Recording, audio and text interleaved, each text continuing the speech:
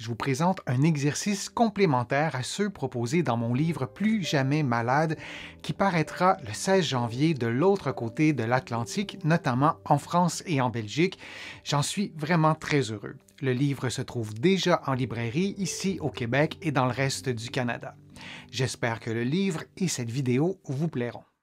Aujourd'hui, je vous propose un exercice de marche un peu différent de ce que je vous propose à l'habitude. C'est un exercice qui se fait à l'intérieur et c'est aussi un exercice qui peut s'intégrer à une randonnée, qui peut s'intégrer à une période d'échauffement et on peut ajouter des pas comme ça durant la marche pour augmenter le niveau de difficulté. Et c'est aussi un exercice d'équilibre. Si vous regardez la vidéo, c'est peut-être parce que vous avez utilisé les codes QR de mon livre Plus jamais malade et de la liste de lecture de vidéos de ce livre Plus jamais malade. Si vous n'avez pas encore le livre, il n'y a pas de souci. Vous allez pouvoir parfaitement suivre mes explications et comprendre les instructions de l'exercice, qui est un exercice de marche sur place, qui est aussi un exercice d'équilibre. Alors, je vous le montre, c'est simple. Ça se fait évidemment en position debout.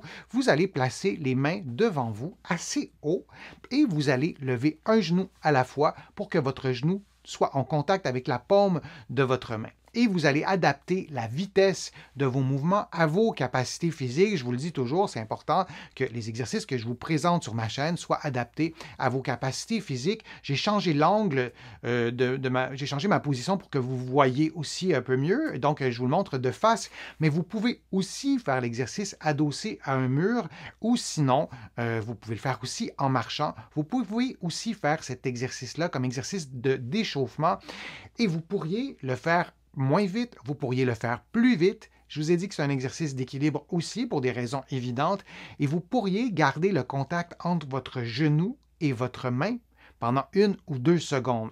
Et dites-moi, vous pouvez même m'écrire dans les commentaires quelle est votre façon idéale à vous d'augmenter le niveau de difficulté.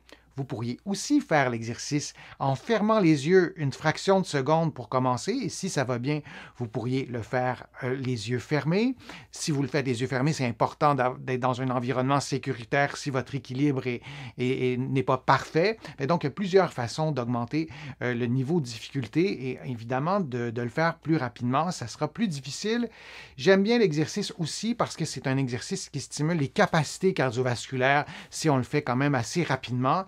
Je vous l'ai dit, les capacités cardiovasculaires, je vous l'ai souvent dit sur ma chaîne et dans mes livres, que les capacités cardiovasculaires, c'est une des meilleures clés pour préserver votre santé. Alors, n'hésitez pas à augmenter le niveau d'intensité. On commet souvent une erreur, et une erreur importante lorsqu'on fait des exercices, c'est que dans bien des cas, on n'ose pas aller dans un niveau d'intensité soutenu, c'est-à-dire que notre respiration sera suffisamment accélérée pour avoir un peu de la difficulté à parler parce qu'on sera à bout de souffle. S'il n'y a pas de contre-indication médicale, on doit, et c'est vraiment recommandé, d'atteindre des niveaux d'intensité élevés. Et parfois, en marchant, parfois pour certaines personnes, c'est difficile d'atteindre un niveau de difficulté élevé parce que ces personnes-là sont très en forme, par exemple, mais de marcher et de prendre une période pendant notre marche, de faire ce mouvement-là, et quitte à le faire un peu plus rapidement, quitte à le faire sur place, ça augmentera le niveau de difficulté, on respirera plus vite, on aura plus chaud, et c'est vraiment très bon pour notre santé, où on peut faire l'exercice à la maison, sur place, dans un environnement sécuritaire. J'espère que je vous ai convaincu à utiliser la marche pour prendre soin de votre santé. Je vous prépare de prochaines vidéos aussi sur la marche. Je suis Denis Fortier, je vous dis à bientôt.